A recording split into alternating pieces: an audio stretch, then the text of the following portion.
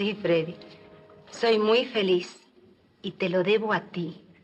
Gracias por esta felicidad que me das. Si escuchás el nombre Libertad Lamarque, lo primero que te viene a la cabeza es probablemente la historia de la famosa cachetada que le dio Evita en un set de filmación y que la obligó a abandonar el país para siempre.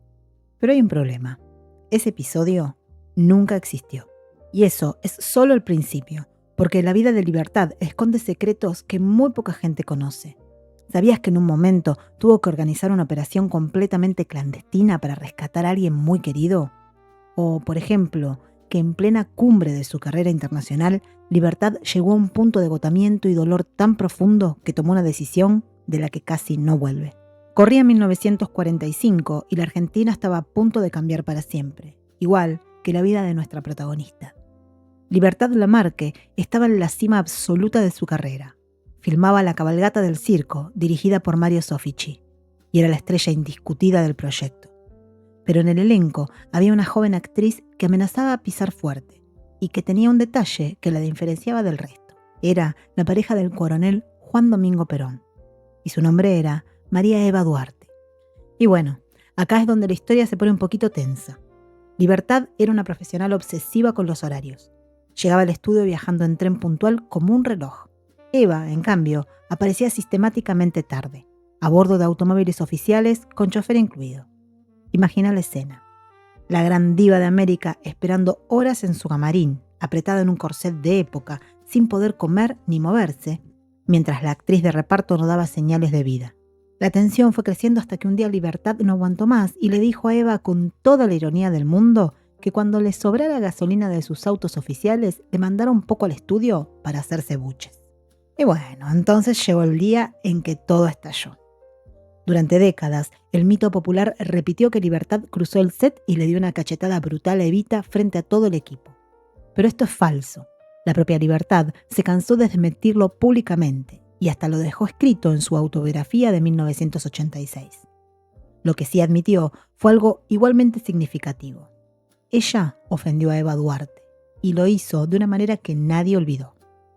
Harta de las demoras, cuando Eva finalmente apareció en el estudio, Libertad se paró frente a ella y, doblándose todo lo que el corset le permitía, le hizo una reverencia lenta, exagerada e irónica, diciéndole «Buenas tardes», con una sonrisa que le salía desde el alma. Ese gesto cargado de sarcasmo congeló a todos en el lugar. Le costó su país. Cuando Perón llegó a la presidencia en 1946, a Libertad le aplicaron lo que en esa época se llamaba la tapa. La tapa era una venganza silenciosa y letal. Sin ningún decreto oficial, su nombre desaparecía del mapa. Estaba prohibido nombrarla en los diarios. Clausuraban revistas si publicaban su foto. Los productores, aterrorizados, le cancelaron todos los contratos. Como ella misma resumiría años después, hay muchas maneras de apagar un farol. Asfixiada y borrada, no le quedó otra opción que exiliarse en México. Lo primero que hay que entender es de dónde sacó ese carácter indomable. Para eso tenemos que viajar a Rosario, a principios del siglo pasado. Libertad nació en 1908 en una familia muy humilde, y su nombre no fue un capricho romántico. Fue una declaración de principios. Su padre, Gaudencio Lamarque, era un militante anarquista uruguayo que la bautizó Libertad como pura protesta política. Este señor revolucionario, para poder mantener a su inmensa familia, se ganaba el pan trabajando en espectáculos de circo como acróbata y contorsionista. En toda Rosario lo conocían como el hombre de goma. A pesar de tener un papá circense, su infancia no tuvo nada de divertida. Se crió bajo una disciplina durísima, impuesta por su madre y su abuela paterna. Cuando la nena se portaba mal, el castigo era arrodillarse sobre granos de maíz. La situación llegó a tal extremo que un vecino fue a la comisaría a denunciar a la familia porque no soportaba escuchar los llantos de la chica. Toda esa dureza le forjó una personalidad de acero y también con los años un sentido del humor bastante particular. Porque cuando Libertad se convirtió en la intocable novia de América, resultó ser un personaje de lo más excéntrico.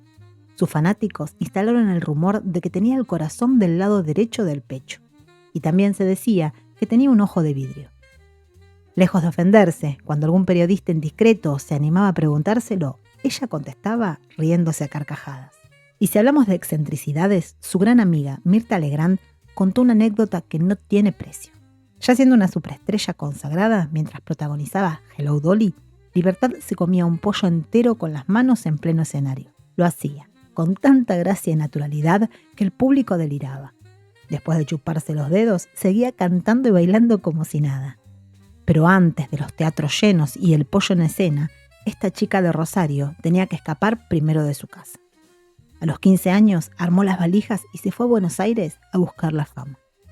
Lo que la joven Libertad no sabía era que persiguiendo su sueño en los teatros porteños, estaba a punto de conocer a un hombre que la iba a empujar a vivir un verdadero infierno a puertas cerradas. Ese hombre era Emilio Romero, un apuntador de teatro al que conoció cuando ella tenía apenas 17 años. Libertad, como ya vimos antes, venía de una infancia sin afecto y cayó rendida a sus pies. Su padre se opuso desde el primer momento, porque había descubierto que el muchacho tenía deudas de juego por todos lados. Pero ella sacó a relucir su rebeldía anarquista y se casó igual en 1926. Casi de inmediato, el sueño se convirtió en una pesadilla. Romero era alcohólico, ludópata y violento. Era una joyita el tipo. Libertad pasó de los castigos sobre el maíz en su infancia a los golpes de su marido sin escalas. A eso se sumaban los celos profesionales. Él no soportaba que su esposa fuera infinitamente más exitosa y famosa que él. De esa relación nació la única hija de Libertad, a quien llamó Libertad Mirta.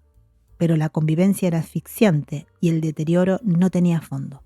El quiebre absoluto llegó en 1935 durante una gira teatral por Santiago de Chile. Después de una discusión feroz en la habitación del hotel, acorralada y rota por dentro, Libertad corrió hacia el balcón y saltó al vacío. Su cuerpo rebotó contra el toldo de lona de un negocio en la planta baja y cayó sobre un transeúnte que pasaba en ese momento. Mientras ella estaba herida y en shock, y además detenida por la policía porque en Chile atentar contra la propia vida era un delito, Romero no apareció a ayudarla. Todo lo contrario, huyó. Y antes de hacerlo, cometió el acto más cruel de todos. Secuestró a su propia hija y se la llevó a escondidas a Montevideo. Lejos de quedarse paralizada, Libertad demostró por qué llevaba ese nombre. Asesorada por su abogado Emilio Carreira, armó un equipo con él, con su hermano Pedro y con 2 músicos de su orquesta. Cruzaron a Uruguay, vigilaron la escuela, esperaron el momento justo, le arrebataron la nena a las autoridades y huyeron a toda velocidad hacia un aeródromo para escapar en avión privado rumbo a Buenos Aires antes de que Romero pudiera reaccionar. De película, literalmente de película. Pero las batallas legales se extendieron por 12 años, hasta que Romero falleció en 1945. Libertad, con una generosidad que dice mucho de su carácter, terminó pagando de su propio bolsillo los gastos del funeral del hombre que le había arruinado la juventud. Y tiempo después se casó con Alfredo Malerba, ese mismo pianista que la había acompañado en el rescate y que se convirtió en el gran amor de su vida. Y bueno, como pasa siempre, justo cuando creía que por fin podía dejar atrás la oscuridad, ocurrió el choque con Eva Duarte.